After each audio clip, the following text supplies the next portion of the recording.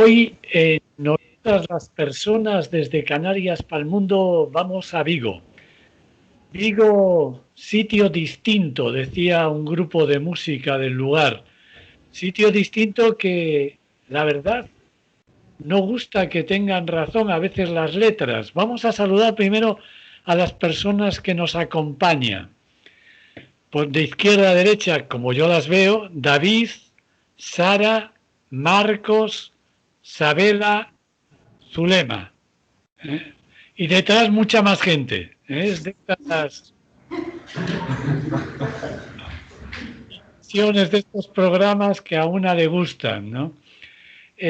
Decía, os presentaba a las 5 como que estáis en ese lugar distinto donde un señor que se parece por la altura, dicen, a Napoleón, que le gusta esos tics autoritarios, pone barcos en rotondas que eran museo, pone, bueno, iluminaciones que dice que se ven en Nueva York.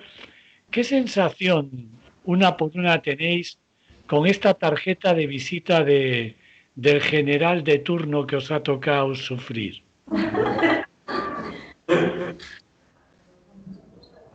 Empiezo yo si queréis. Sí, vale. Sí, empieza yo. Bueno, sí, ¿se me escucha bien? Sí, perfecto. Bueno, yo voy a dar mi humilde opinión desde mis 25 años de juventud que tengo. Para mí, nuestro alcalde, Abel Caballero, sinceramente, me parece un tío muy simpático. Creo que también es el papel que lleva, el papel que actúa. Creo que ha hecho muchas cosas buenas por Vigo, sí que es cierto. Sí que es cierto que lo ha renovado en muchos sentidos, ha hecho muchas obras cívicas y sobre todo en cuestión carreteras.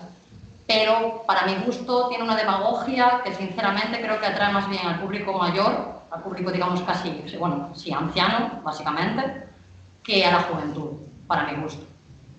Por ejemplo, el barco de la Rotonda a mí me toca de lleno, porque yo soy de Colla, de toda la vida además, y cuando quiso poner el Alfageme en la Rotonda del Alcampo de Colla, hubo varias manifestaciones, de hecho, en contra, porque aparte de un gasto innecesario público, nos parecía que no era el mejor sitio de la ciudad, ya que Vigo, pues gracias a lo que tenemos muchísima costa, muchísimas playas, está la zona de Bouzas, que es preciosa, y la zona de Alcabre, e incluso Samil, y creo que podría haberse situado un poquito más cerca incluso del mar, ya que quiere exponerlo, ¿no?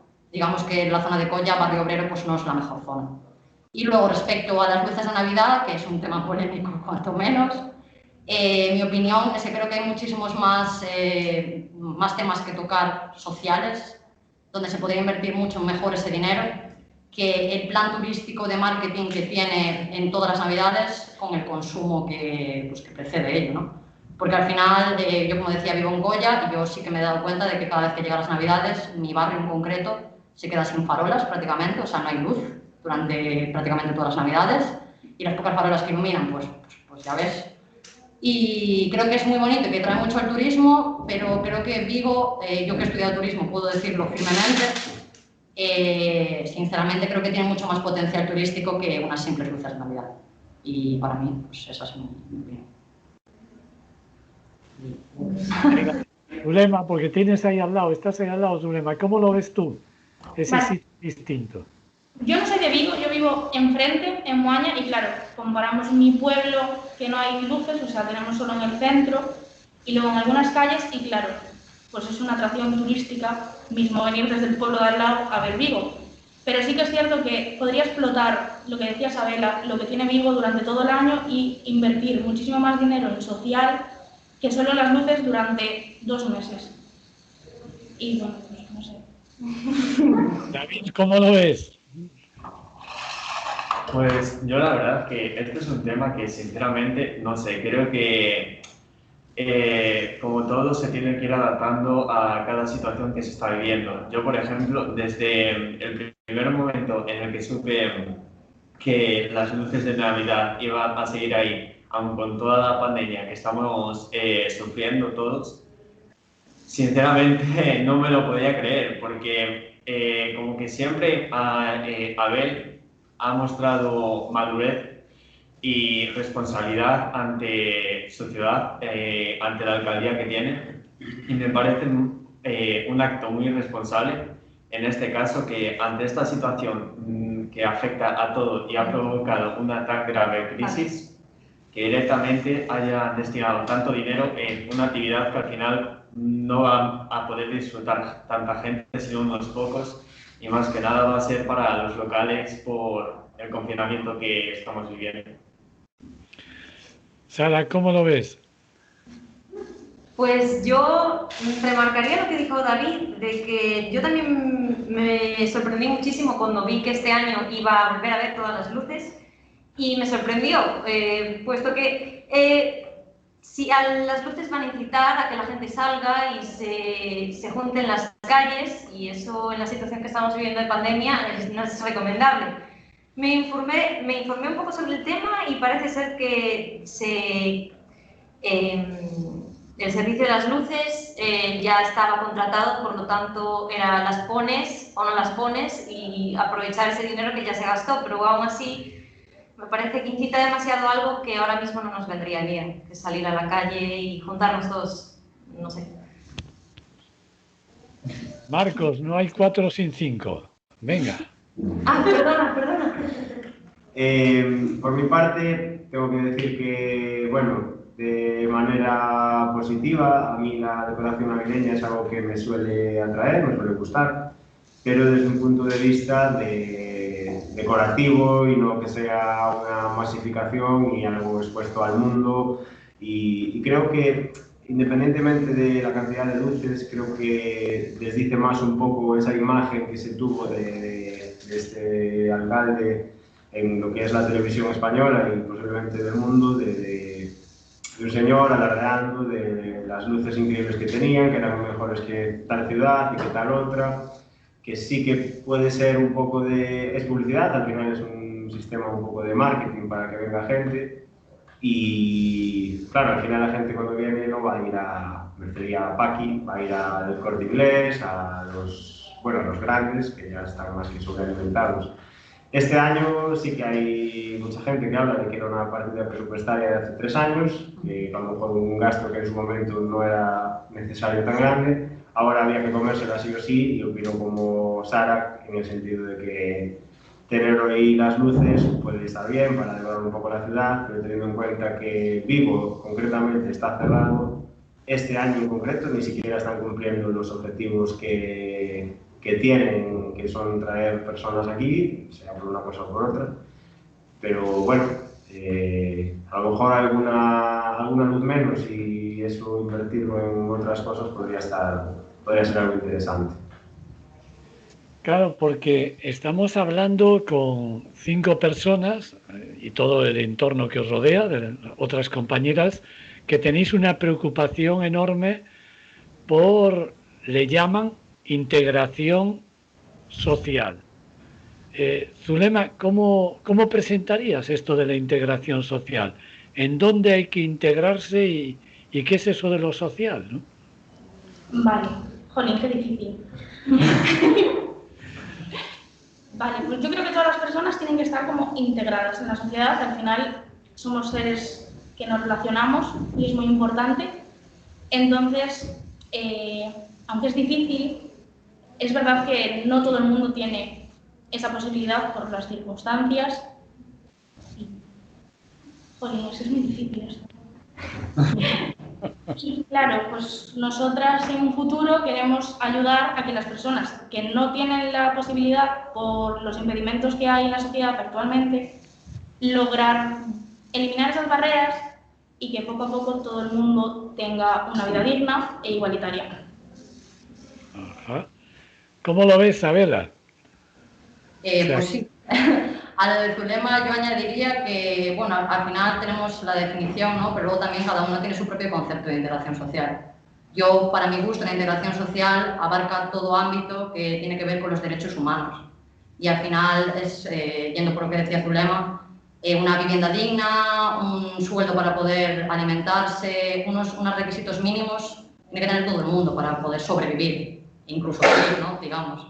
Y sí que en la integración social lo que pretendemos básicamente es que las personas que están más en riesgo de vulnerabilidad o que tienen pues eso, circunstancias difíciles y diferentes, pues que no se les tache ni se les echa hacia un lado y que entre no solo nosotros los integradores, sino toda la sociedad en sí, veamos quiénes son esas personas, las veamos de verdad y las ayudemos a que puedan estar con nosotros y a vivir en la sociedad como vivimos cualquiera de nosotros. Y partiendo de ahí, de un sueldo digno, de una vivienda digna y de todos los derechos humanos que debería tener una persona. Sara, saltamos a Raúl, luego volvemos a él de último siempre en la ronda, ¿vale? Sara, ¿cómo lo ves tú? O sea,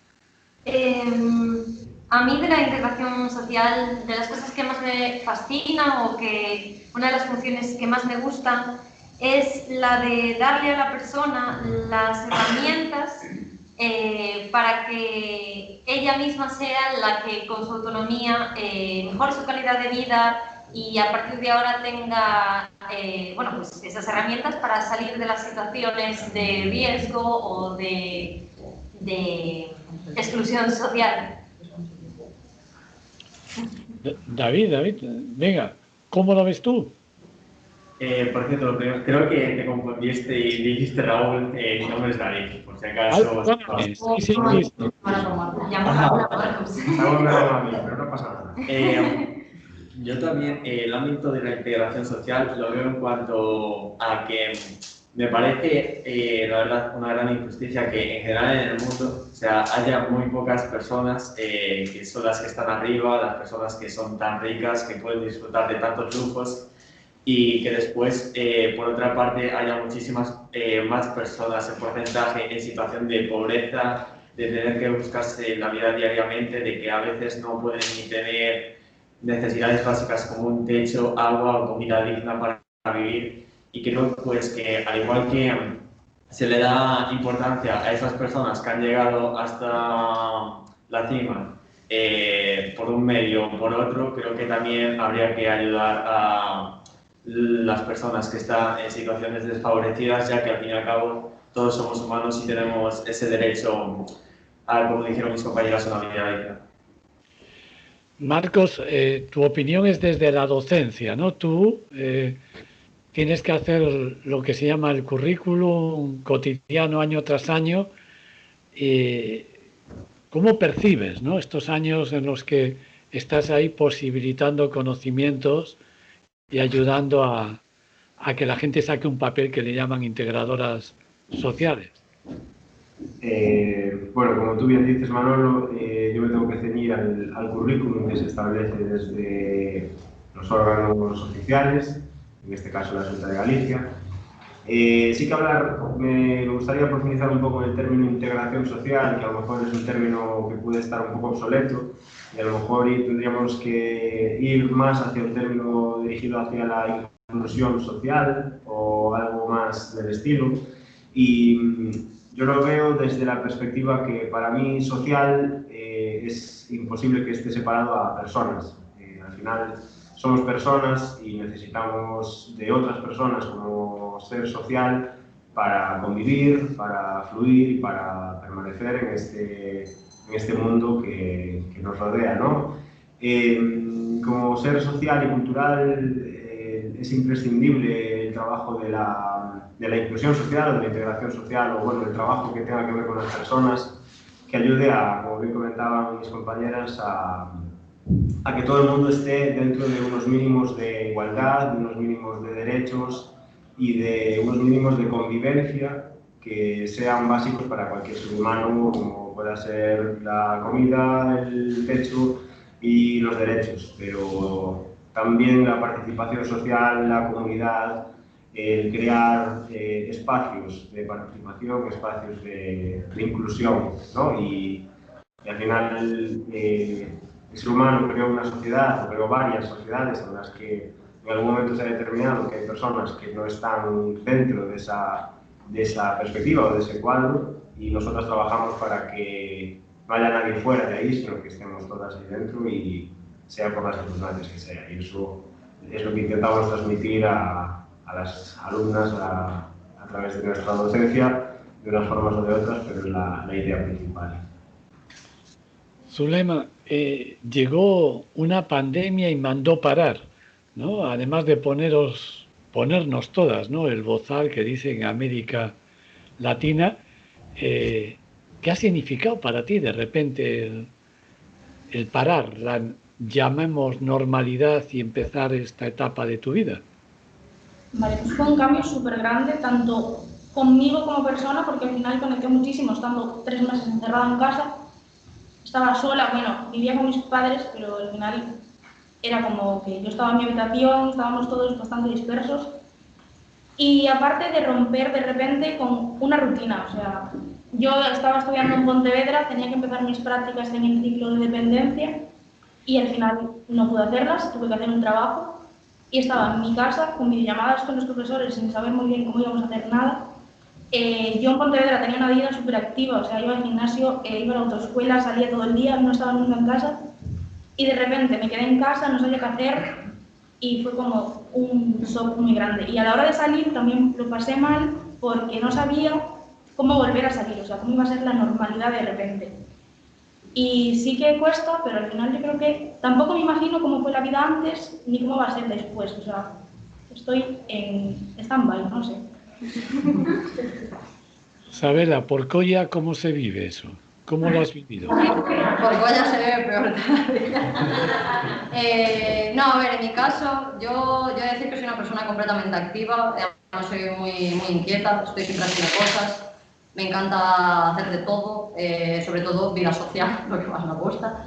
Y la verdad es que fue un parón muy drástico en mi vida y en la de todos mis allegados y conocidos. Y sí que es cierto que, a pesar de la cuarentena que tuvimos domiciliaria, donde, bueno, al final como problema pude aprender a estar más conmigo misma, pude leer más, hacer cosas, dedicarme más tiempo a mí, que en esta vida que llevamos ajetreada y de estrés constante no nos deja muchas veces. Esa fue una parte positiva, pero por otro lado, yo, aparte de estudiante, soy trabajadora, entonces a mí, bueno, pues también me tocó un poco la parte monetaria, digamos, y la vida activa en sí. Y sí que es cierto que yo noté un gran cambio social, pero a mí lo que más me preocupa es lo que va a pasar. Porque como ya mencioné antes, yo tengo 25 años y es que yo ya he sufrido, no sé, 3 crisis, creo. Esta es la cuarta, no sé si es la tercera, es que no tengo ni idea ya, sinceramente. O sea, estoy perdida ya con las crisis, son demasiadas. Y claro, al final a mi generación y a las que vienen ahora detrás de nosotros nos preocupa un montón el qué va a pasar después de esto. Porque además, por lo que he estado viendo, España es uno de los países más afectados en todo el mundo, si no me equivoco el segundo o el tercero, creo, en cuestión económica. Y claro, salir a flote de esto va a ser muy difícil. Y al final, lo quieras o no, tanto sea, sí que es una crisis sanitaria y al final lo más importante es pasarla, porque se están jugando vidas y eso es lo primordial. Pero la crisis económica también nos va a afectar a todos, a unos más que a otros, pero a mi generación en concreto nos va a pillar de pleno. Y yo creo que es algo que me preocupa a mí, nos preocupa a todos, pero también estamos un poco aprendiendo a vivir el día a día. O sea, yo creo que esto nos ha enseñado pues, a que no se sabe lo que va a pasar, porque hace un año nos dicen que nos va a venir una pandemia y nadie se lo cree. Y yo creo que nos ha ayudado a todos un poco a vivir el presente, el carpe diem, como quien dice, y el no hacer tantos planes de futuro, ni estresarnos tantos, ni empezar a parar un poco más y a vivir el hoy. Antes de que sigáis, en la radio es como muy importante de vez en cuando, ¿no? Parar la cabeza, darle una vuelta y vamos a hacer como un parón pequeño, nos callamos todas y metemos música, ¿vale? Unos minutejos y volvemos.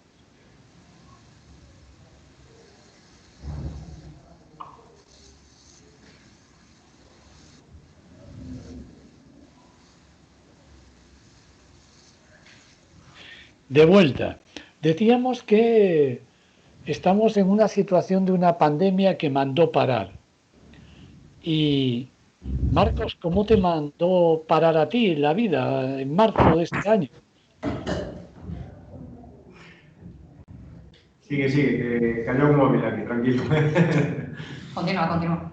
¿Cómo fue el parón? ¿Cómo fue el parón para ti, Marcos?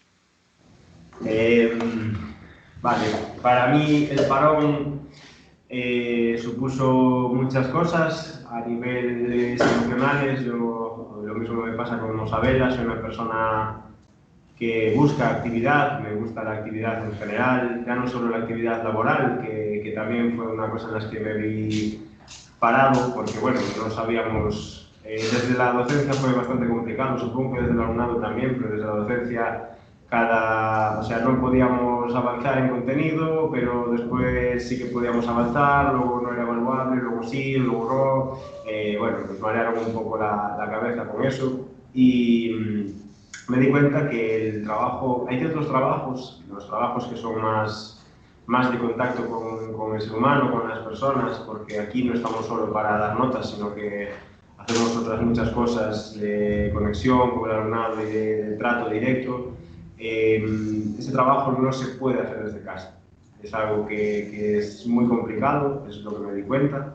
Y también me di cuenta que sí que hay otros muchos trabajos que están metidos o sumidos en ese ritmo social, en ese ritmo cultural de tener que ir a toda prisa, de tener que llegar a la hora, de tener que invertir muchísimo tiempo en trabajar, cuando a lo mejor se puede hacer desde casa, desde unos mínimos y desde unas perspectivas distintas. Pero desde mi perspectiva el parón fue bastante desmotivador en general, pues porque yo no estaba haciendo el trabajo que a mí me gusta hacer, porque yo no estaba en contacto con el alumnado, yo no estaba enseñando cosas, sino que estaba un poco a ver cómo iba la situación. Sí que la cuarentena como tal fue un momento personal, ya no profesional, sino personal de amor-odio. Amor en algunas cosas en las que volví a ver la pausa, la calma, en algunas veces se veía incluso más comunidad, pero el odio también venía pues porque también volvió la Gestapo, parece ser, ¿no? La gente desde el balcón señalando a aquel o aquella que no lleva mascarilla, la gente con miedo, la gente desvalijando papel higiénico en los supermercados como si no hubiese mañana, bueno, un poco de amor en todas las perspectivas, pero a nivel profesional sobre todo desmotivación sería la palabra, por esa falta de contacto, por así decirlo, con lo que me llena y lo que me gusta, que eso también es importante. Sara, cómo está siendo tu vida? ¿Cómo fue el cambio y cómo está siendo tu vida ahora?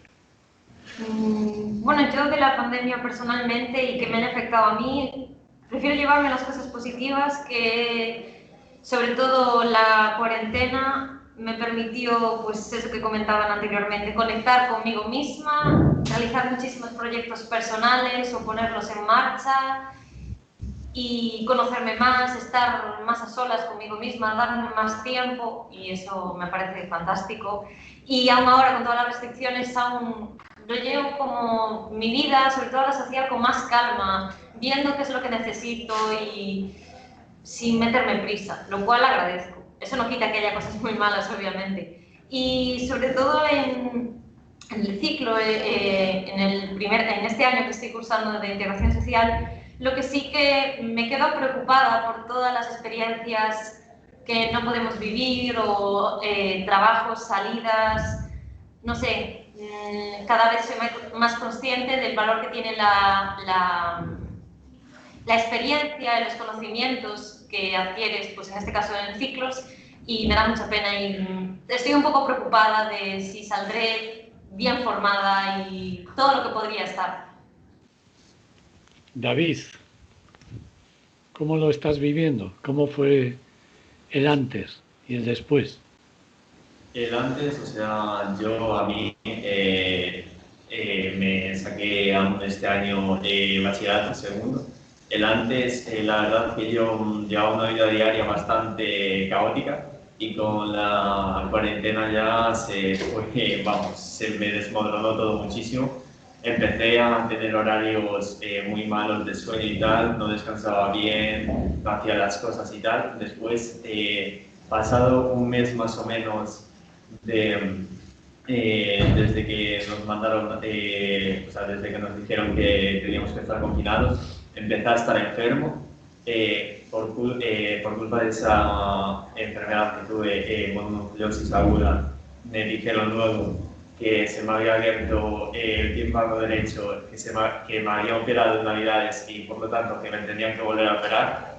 Y la verdad que, o sea, en esos primeros 4 o 5 meses más o menos de cuarentena, la verdad para mí fue bastante todo que me iba malas, todo fue bastante desmotivador.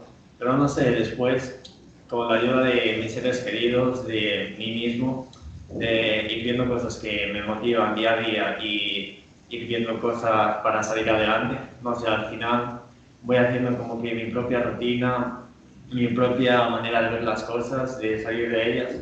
Y nada, ahora mismo pues trabajando en las cosas, en los objetivos que quiero y intentando salir del paso. Os voy a hacer una reflexión para compartir. En el mes de marzo aparecían los primeros días y durante el siguiente, abril, unos generales con el portavoz del gobierno y la policía y los militares iban por barrios y calles distribuyendo mascarillas. Mucha gente en el mundo de la acción social nos indignó que se buscara gente uniformada para la relación humana, para generar afectos, para generar cuidados, y nos preguntábamos dónde estaban ahí todas las llamadas agentes sociales, ¿no? Colectivos sociales, integradoras, educadoras, animadoras, trabajadoras sociales. ¿Dónde estaban? ¿Dónde estábamos? ¿Por qué no reivindicábamos, en vez de trabajar en casa, trabajar ahí, en ese contexto del conflicto, acompañando, que para eso teníamos habilidades, o se presupone? Esto es un debate que hace una semana lo estuve discutiendo en Balears con gente de la acción social, hace unos días también en Castelló, bueno, en distintos lugares, porque el tiempo pasa y siguen sin existir voces claras, nítidas, que digan que lo social se articula en la relación y para eso no es necesario gente armada. Ya veis que la reflexión tiene su cosa. Zulema, ¿tú cómo lo ves? ¿Cómo lo viviste cada vez que te vas por la calle y se para un coche, normalmente que tiene unas sirenas azules, y lo hace para criminalizar algo? Vale, a ver. Yo soy un poco la oveja negra de mi familia, entonces esta discusión la tenía en casa cada vez que miraba el telediario casi. Y claro, mi padre, por ejemplo, me decía que le parecía genial que se implicara gente uniformada. Yo decía, ¿y por qué no la gente de pie, que al final somos muchísimo más cercanos, hacemos labores muchísimo mejor que una persona que generalmente, pues eso, nos impone, que va con la sirena, que va con el coche por ahí? Nos tiene que dar como esa muestra de cercanía, cuando a mí personalmente no me parecen los indicados. Entonces, pues claro, yo estaba en un bucle discutiendo esto todos los días hasta que al final, pues, llegué a la conclusión de que son las personas que están ahí puestas por el Estado, aunque el Estado tendría que haber puesto otras personas, pero querían lavar como un poco su cara y a la vez hacer como una acción social, pero de forma un poco, pues injusta tampoco, pero que no fue la adecuada. La intención igual era buena, pero no fue bien gestionado. Ahora sí que os vais pasando el micro según queráis ir contestando. Venga, tocaste un tema bastante con, no sé, con chicha, sí. Yo, quitando que simpatice más o menos con los cuerpos policiales en general, bueno, cuerpos del Estado de seguridad, que la verdad es que poco, sinceramente, si lo digo así, sin filtro ninguno. Sinceramente, como mencionaba antes Marcos, yo lo que vi mucho en la cuarentena, sobre todo durante el confinamiento domiciliario, fue que hubo, pues eso, una sensación de que Gestapo había vuelto y de que se criminalizaba muchísimo. Yo entiendo que la gente tuviese miedo, pero se criminalizaba demasiado las restricciones a las personas que no las seguían a cabo. Yo quiero contar una anécdota, antes que dar mi opinión, que me pasó a mí personalmente y que me pareció impresionante, porque es que era digno de ver, la verdad. Yo un día bajaba al supermercado al lado de mi casa y ya estábamos con las mascarillas obligatorias, estaba acabando ya prácticamente, creo recordar, o ya había acabado el confinamiento domiciliario, y estaba todo el mundo muy tenso por las mascarillas y las distancias. Y recuerdo que estaba pasando por un parque que se llama La Bouza, al lado de mi casa, y había una chica en un banco llorando, una chica muy jovencita, igual 15 años más o menos. Y estaba llorando y estaba sin la mascarilla. Estaba llorando, pero a la desesperada, porque algo le habría pasado. Y vi como unos vecinos, o no sé, unas personas que estaban ahí pasando al perro, estaban hablando entre ellas, como todas cotillas, y de repente cogieron el teléfono, vi como que llamaban a alguien, me fui al súper de al lado, volví, y de repente vi a la policía con esta chica. Y le estaban diciendo que si no se ponía la mascarilla que le iban a multar, que era obligatoria, y bueno, estaban echando un rapapolvo increíble. Y claro, yo pensé, vamos a ver, la pobre chavala que se ha ido de su casa llorando, a la desesperada además, porque algo le habrá pasado, y algo grave seguramente, ¿de verdad que los cuerpos de seguridad no tienen la suficiente empatía como para poder dejarle a esa mujer que llore tranquila sin mascarilla? Porque la agobio, la asfixia o lo que sea. Entonces ahí es donde entrabas tú con esta reflexión y digo yo, con la de integradores sociales, de educadores sociales e incluso voluntarios que hay en España, porque hay mucha gente que es voluntaria y porque quiere, que evidentemente si no no sería voluntario, ¿me dirás que no es mejor que las personas que tienen esa empatía hacia otras personas puedan recomendar, aconsejar o repartir mascarillas o lo que sea necesario y poder tratar a las personas con respeto, con dignidad y con empatía mejor que un cuerpo del Estado que al final se aprovechan de su autoridad para coger, decirte 4 cosas, multarte si les da la gana y si no, no, y mandarte para casa con un rapapolvos y con una multa seguramente. Yo sinceramente creo que ahí el gobierno lo gestionó bastante mal, creo que, quitando ya que el gobierno lo haya hecho bien o mal, creo que en ese ámbito concreto habría sido mucho más necesario, pues lo que decías tú, ¿no? Todos los trabajadores del ámbito social y voluntarios que se prestasen a trabajar con personas. Al final sería lo que... Venga, sí. Yo desde mi perspectiva creo que los uniformes, tanto militar como policial, ya predisponen una jerarquía, una autoridad estatal, y eso implica que el ciudadano X que vea un uniforme de policía o de militar, sobre todo si parece como que el militar es de más rango, ¿no? Entonces da algo más de miedo.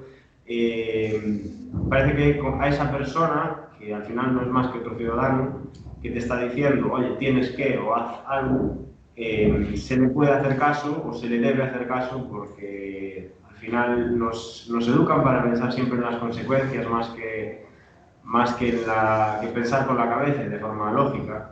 La razón lógica sería que la gente que nos dedicamos a trabajar con otras personas, a tener empatía, como dice Isabela, a trabajar para los demás, estuviésemos ahí, posiblemente no uniformadas, pero sí con una especie de identificación que nos haga saber que somos parte de una profesionalización social, ¿no?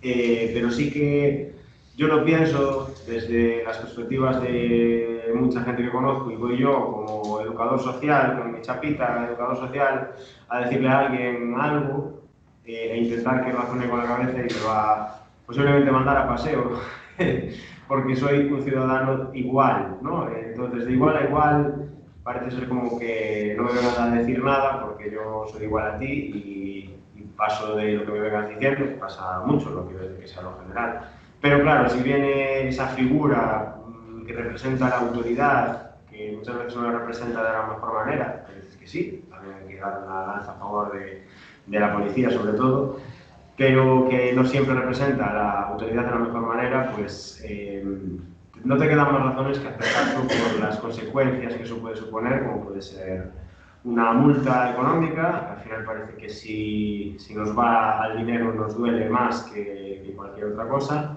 a que alguien te venga diciendo, oye, ponerse la mascarilla es necesario porque te proteges tú, proteges a la compañera de al lado y piensa un poco en los demás. Entonces, que alguien venga y nos haga reflexionar no nos gusta, pero nos diga, oye, o haces esto o llevas castigo, pues parece que es lo que funciona socialmente, digo, ¿no? Y desde el gobierno es una estrategia, al final, pues porque saben de la efectividad que tiene la presencia policial y militar en las calles, pero que obviamente ya basándonos en todo lo que es la estructura no es lo más recomendable y se sabe, pero está ahí, al final es el recurso, ¿no?, que tiene el Estado. Y desde mi perspectiva, pues sí, yo como educador social, ojalá salir al balcón y ver a alguien llorando, bajar a ese parque donde estaba esa chica y poder darle una situación en la que ella pueda sentirse bien, pero si yo bajaba casi me jugaba ya la multa también con ella, entonces como que ahí estaba un poco el doble rasero, ¿no? Sara. ahora Sara en este tema dice que no quiere. No me lo había planteado y estoy aprendiendo ahora mismo. Estoy escuchando y aprendiendo. Decía que... Vale. No sé si se escucha igual con el tiempo, sí. Decía que yo de este tema no me lo había planteado y no surgió ninguna discusión con conocidos ni conocidas, así que ahora mismo estoy aprendiendo y formulando ahí mi opinión, no da para más. David. Yo la verdad que sí que me parece la verdad un tema bastante interesante. También he de decir que estoy bastante a favor de la policía, pero por el hecho de que durante la cuarentena, cuando había prácticamente casi movilidad nula y restricciones varias, sí que se ponía como que pero que muy mala cara a la policía, y creo que ahí el ciudadano lo que tendría que hacer es más, vamos, al menos lo que yo pienso, como en un juicio, cada caso individual, pues tratarlo de una manera o de otra. Si hace falta usar ciertas medidas como el simple, no sé, una simple conversación, o si la situación se pone más tensa, pues hacer uso de las herramientas adecuadas. Pero sí que creo que si la gente estuviera más concienciada con el ámbito social, sí que la figura tanto del integrador social como del educador social y demás, sí que podría tener mucho más influencia a la hora de reivindicar las cosas, de estar ahí para ayudar y al fin y al cabo pues intentar hacer la situación un poco más amena y que no se sufra tanto. Bueno, otra vez en la radio tomamos aire, un aire más cortito, un tema musical más corto y seguimos, nos cañamos otra vez todas, por recordar. Estamos en Vigo, estamos en un centro de formación, de búsqueda de gentes que estáis procurando ser integradoras sociales como título, pero sobre todo agentes sociales. Y nosotras las personas, como casi cada año, vamos ahí, a este espacio, a recoger ideas. Escuchamos la música, la canción, nos callamos unos minutejos o segundos y volvemos.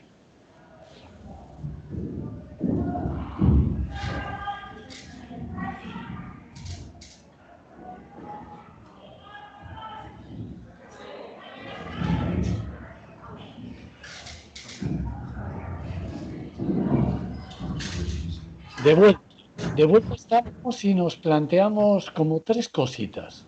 Una, ¿hasta qué punto en Vigo, como en otros sitios del Estado, también se dio o conocéis experiencias de redes de apoyo mutuo? Vecinas que cogían y veían necesidad porque conocían el entorno a la otra y había esa red de cuidados que ha posibilitado que mucha gente no cayera mucho más abajo, ¿no?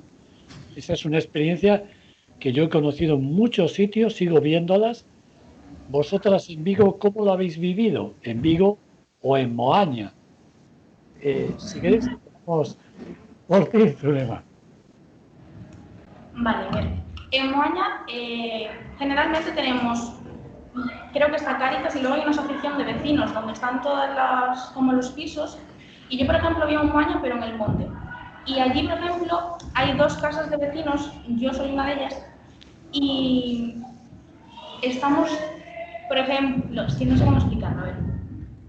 Sí que sabemos que hay personas que no tienen los recursos suficientes y durante la cuarentena yo bajé bastantes veces al súper y me pedían X cosas y yo sabía que, por ejemplo, servilletas, hacía 2 compras que no me pedían y que probablemente les hacía falta, pero que no tenían los recursos o el dinero para pagarme. Entonces, muchas veces, al final, hacíamos como un acto caritativo y le comprábamos nosotros lo que necesitaban de verdad. Y sí que, no por parte del ayuntamiento, noté eso. O sea, sí que decían que había voluntarios, que era protección civil, que te llevaba la compra a casa, pero no se preocupaban por la persona. O sea, yo, por ejemplo, mi abuela vino a protección civil, porque es persona de riesgo, a decirle si querían que le trajera la compra, pero le pedía el dinero por adelantado aunque mi abuela, por ejemplo, no supiera qué quería comprar. Y claro, fue como bastante choque, que al final la compra de mi abuela se la estaba haciendo yo, entonces pues no lo necesitó. Pero yo pensé que le harían la compra, comprarían lo adecuado, lo necesario y luego pedían el dinero. Pero no. Y no sé más casos así ahora que se me ocurren. Por Colla, ¿cómo fue la cosa y cómo va la cosa en esas redes de Colla? Yo hablo desde mi barrio, que al final de estar confinado domiciliariamente, un poco más allá pude ver de mi calle. Personalmente en Vigo no sé muy bien cómo funcionó, porque tampoco luego me enteré de gran cosa, pero sí que mientras que estábamos confinados, yo por mi calle y por las redes sociales, que al final fue donde más me informé de todo, vi un acto muy bondadoso por parte sobre todo de nuestras edades, juventud, de 16 años incluso hasta los 30 y largos o así, de gente que no trabajaba y que por Instagram o por Facebook o Twitter o así, se ofrecía voluntaria para acompañar a gente mayor que en ese momento estaba confinada sola. Vi como mis propios vecinos, yo vivo en una torre de 16 pisos y somos un montón, y nos poníamos notas en el ascensor y en el portal, ofreciendo ayuda, los que podíamos, sobre todo los jóvenes, porque más que nada la gente pues un poco más mayor ya tenía sus hijos, ya estaba más pendiente del trabajo y tal, pero sí que vi un acto social como muy de voluntariado de repente, tanto en mi barrio como alrededor de Vigo, por lo que vi en las redes sociales. Y vi actos muy bondadosos, sobre todo eso, ya no el hecho de hacerle la compra a una persona que igual no tiene los recursos suficientes para hacer la compra en ese momento, o porque es persona de factor de riesgo y no puede salir a la calle o no debería salir a la calle, sino incluso actos del mero hecho de hacer compañía durante un rato con las distancias, o incluso mediante videollamada, a gente o bien mayor o gente pues, como yo joven pero que vive sola y que en ese momento le pilló el confinamiento pues, totalmente sola. Y sí que vi muchos actos de ese tipo. Entonces yo por mi parte estuve muy orgullosa, la verdad, de la sociedad en ese momento, porque también vi por redes sociales que no solo se hacía en Vigo, que se hacía en toda España, incluso en todo el mundo. Entonces, por mi parte, yo muy bien con esa experiencia, la verdad. Marcos, seguimos contigo. Sí, yo la perspectiva más social que encontré ya no fue solo a nivel de Vigo, sino que creo que pasó algo maravilloso, y es que por suerte esto nos pasó en la era digital. Entonces la tecnología en este caso nos ayudó muchísimo a muchas personas a estar conectadas con incluso personas famosas, ¿no?, que en su momento también estaban confinadas, dando ánimo. Se creó una red global desde las redes sociales, como decía Isabela, muy interesante. Eso me parece algo a destacar, a pesar de que no es una red social o comunitaria como era previo a esto, ¿no?, que la tecnología pues ayudó mucho. También en contraposición a las personas que estaban un poco o que tenían dificultades tecnológicas también lo padecieron peor. Y eso, las videollamadas y todo ese sistema que se montó de intentar reunirse de la forma que fuese, creo que es el acto comunitario que más global pudo ser. Y desde la perspectiva de Vigo, yo lo que encontré sí que había gente que se anunciaba para hacer la compra a alguien, pues porque no podía salir de casa, porque estaba confinada por el tema COVID o por lo que fuese. Y también quiero lanzar dar un visionado a unas compañeras de educación infantil que tenemos en este cole, que en este cole también tenemos educación infantil, que se curraron muchísimo para que los niños en casa, las niñas en casa, siguiesen teniendo un espacio de dispersión, un espacio en el que su profesora seguía ahí hablando con ellos o con ellas, mandándoles algún cuento, alguna actividad, algún juego que hacer con los padres, que creo que también muchas familias se afianzaron en ese sentido gracias a la situación de trabajo de padres y de tener que tener más contacto con sus hijos. Y desde las compañeras que tenemos en el colegio, pues que dieron muchísimo de sí para que esos niños y esas niñas tuviesen sus momentos, su espacio, y creo que eso es importante, porque al final Si a los niños y a las niñas les enseñamos que la comunidad se hace desde cualquier perspectiva, vamos a tener un futuro mucho más comunitario del que tenemos ahora. Y eso creo que es algo importante y algo a destacar. Y lo que más destaco a nivel global, las redes y la gente que se ofrecía voluntaria a eso, a llevar compras o a hacer algún recado para personas que no podían salir de casa, o incluso a llevar medicinas, o lo que decía Sabela de acompañamiento. Al final es esa perspectiva social que es intrínseca al ser humano y la que nosotras nos profesionalizamos, pero que prácticamente todo el mundo tiene algo. A veces más, a veces menos, pero casi todo el mundo tiene algo. Sara, ¿cómo lo vistes? ¿Cómo lo ves? Pues de mi edificio, lo que decía Sabela, sobre todo en mi edificio se llegó a dar algún caso de COVID y me alivió no ver ningún cartel agresivo hacia estas personas, y además carteles de mi edificio, había carteles, bueno, positivos y de arcoíris de los niños y niñas del piso, del edificio. También se me ofrecieron vecinas a hacer la compra y así, y de algo que de lo que de hecho me beneficié es que había entidades que no eran viguesas, pero ahora por suerte también podemos, también se nos ofrece su servicio a los vigueses, porque eran entidades que trabajaban físicamente, entidades de varios tipos. Y ahora, debido a la pandemia, decidieron abrir un servicio virtual a través de una videollamada, y ahora han decidido mantenerlo, no solo por la pandemia, sino que se dan cuenta que puede llegar a más personas. Y yo, por ejemplo, me beneficié de eso y me parece algo increíble, porque ¿por qué no aprovechar para llegar a más personas que no están en tu misma ciudad? Si puedes ofrecer un buen servicio, pues pasarte a las redes y a videollamadas. David, ¿cómo lo has vivido y estás viviendo? Pues yo la verdad que por los 18 años que llevo viviendo en el mismo edificio, la verdad es que nunca, al menos a mi parecer, ha habido mucha relación entre los vecinos. Por lo tanto, en relación a eso, la verdad es que no noté nada.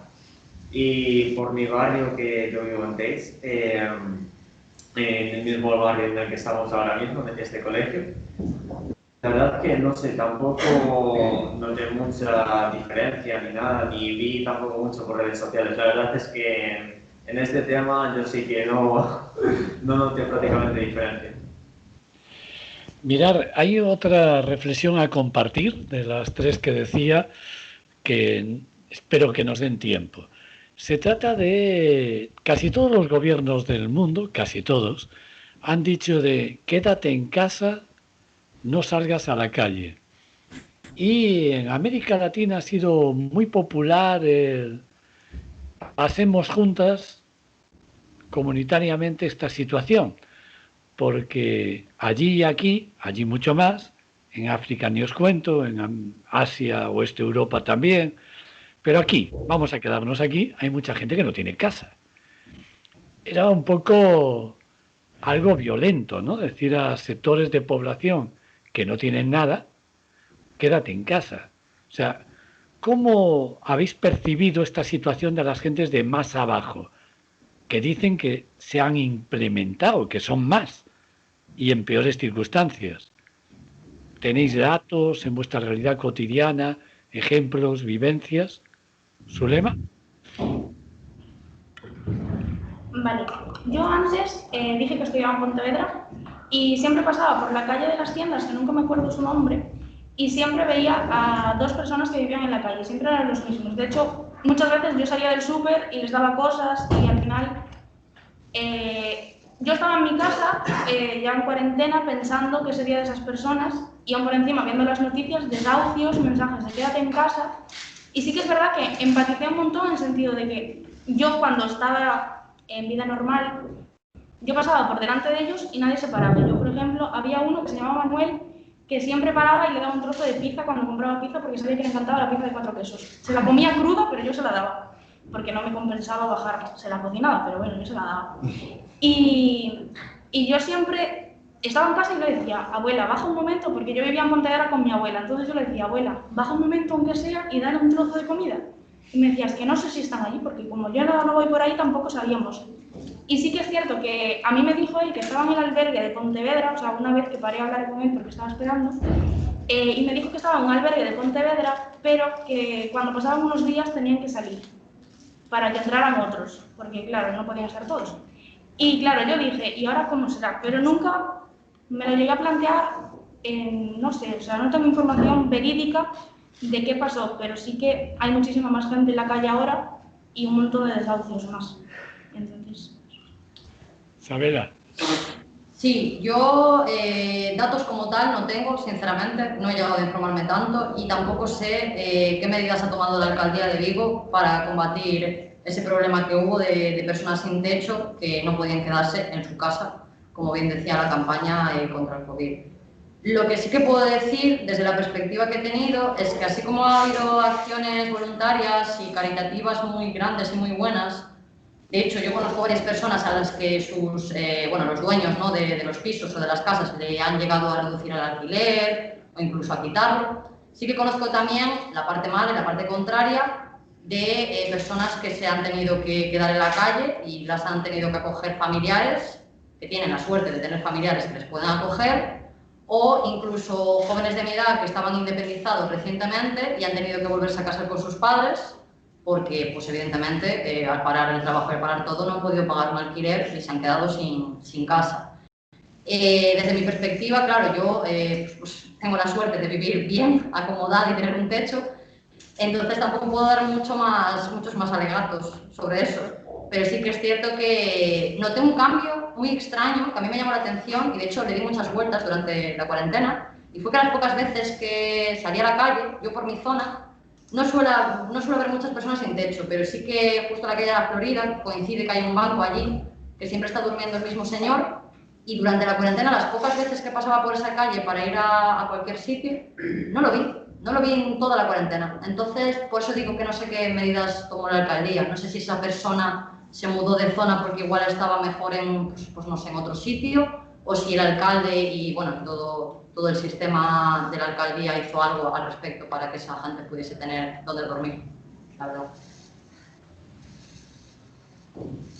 Bueno, yo de este tema tengo, bueno, no voy a tirarme el pisto, pero sí que tengo bastante idea. Esa misma reflexión, yo como fui trabajador de un piso para personas en transición de vida autónoma, personas que estaban en situación de calle, personas sin hogar, en el momento de que fue toda la campaña de quédate en casa, no salgas por tu seguridad, de las primeras reflexiones que se me vino a la mente fue la persona que no tiene casa, que vive en la calle, que al parecer, bueno, se sabe que los albergues pues tienen una regulación en la que las personas pueden estar un tiempo X continuado, después tienen que dejar el espacio libre. Se sabe también que el tema de la vivienda pública en España es bastante deficitario, no hay prácticamente vivienda pública para personas que estén en una situación de calle o que estén en una situación de precariedad en el hogar, pero sí que creo que algunos de los albergues pudieron tener opción a dejar más tiempo para las estancias, que no eran solo los 10 días clásicos, sino que se aumentó bastante más. Pero sí que es verdad que debido a que muchas personas se quedaron sin la capacidad económica que tenían de vivir al día, tuvieron que ser desahuciadas. Y es curioso cómo hay un confinamiento y nadie habla de las personas sin hogar, pero en el momento en el que volvemos a la normalidad, entrecomillado, de repente aparecen muchísimas noticias en la televisión sobre casas ocupadas, anuncios en la televisión de alarmas que te ocupan la casa, de que llegan personas, incluso personas que yo conozco, que son personas muy inteligentes, muy reflexivas, que piensan que van a salir a comprar el pan y le van a ocupar la casa. Y claro, esa reflexión es interesante también porque pasas de, oye, quédate en casa, no salgas de casa, nadie piensa en las personas sin hogar y de repente la ocupación de repente es un problema nacional, ¿no? Entonces, es algo a lo que deberíamos tener en cuenta, porque los pisos o las casas, lo que hay que decir es, hay personas sin casa y casas sin personas, y eso es lo que no se puede hacer. 3 minutos largos nos quedan para vosotras dos. Venga, vamos para allá. Como te digo un poco la pregunta, estoy un poco así. La reflexión era de eso, de las personas sin hogar en el momento de campaña de quédate en casa, como lo interpretas, como lo viviste, si crees que opinas de eso. De nuevo tengo que decir que no estoy informada, pero sí que lo he pensado yo por mi cuenta. Y preocupación de decir, ¿qué está pasando con estas personas? También, como Sabela, tengo en mi edificio siempre hay una persona pidiendo y bueno, yo me pregunté dónde estaba esa persona, si estaba protegida, si alguien la estaba protegiendo. Tampoco es que sepas que está sin casa, pero oye, sí que me preocupé porque además me llevo bien, pero fuera de eso no tengo más información. David.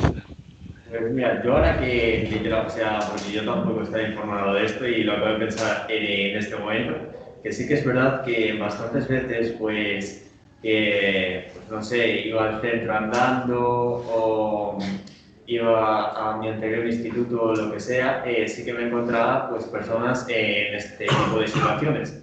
Y sí que es verdad que ahora prácticamente ya no, al menos en TEIS no veo a nadie que esté en la calle, así que para mí eso sí que es bastante incógnito. Oye, compis, os tengo que agradecer porque sé que no es fácil, ¿no?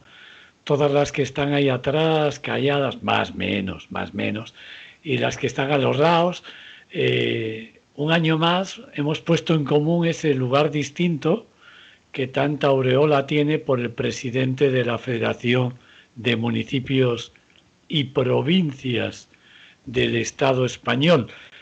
Vigo, sitio distinto. Mil gracias a vosotras. Graciñas. Gracias a ti. Gracias. Gracias.